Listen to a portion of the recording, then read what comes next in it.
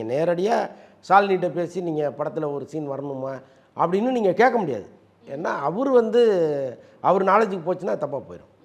ஏன்னா இப்போ எங்கிட்ட கேட்டிருக்கலாமே அப்படின்னு தோணும். ஸோ இதெல்லாம் ஒரு டைரக்டர் நினைப்பார். சரி ரைட்டு, நம்ம அஜித்திட்டே கேட்டு அதை முடிவு பண்ணிக்கலான்னு கேட்டிங்கன்னா வேணான்னு தான் சொல்லுவார். ஸோ அப்போ இந்த படத்திற்குள்ளே அவங்க இருக்கிறதுக்கு பெரும்பாலும் வாய்ப்பு இல்லை. தளபதி அவர்கள் லைக் எப்பயுமே அந்த ரைவல்ரி போகும்ல, டைலாக்ஸ்லேயே 2 பேரும் கம்பேக் கொடுத்துப்பாங்க அப்படின்ற மாதிரி இதில் ஏகே வரார் வழிவிடு அப்படின்னு சொல்கிறதுலாம் எப்படி இருக்குது உங்களுக்கு பார்க்குறப்ப? ஏன்னா அந்த இட்லி நம்ம பேச கூட அந்த இட்லி பாத்திரத்தில் தட்டி இடுற மாதிரிலாம் இருந்தது.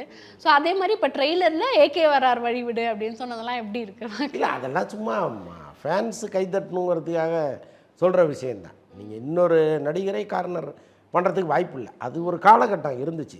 இப்போ அஜித் படங்களில் நேரடியாக விஜயை தாக்குவதும், விஜய் படங்களில் அஜித்தை தாக்குவதும் ஒரு காலகட்டத்தில் இருந்துச்சு. 2 பேருமே அன்னைக்கு அந்த ஸ்டேஜில் இருந்தாங்க.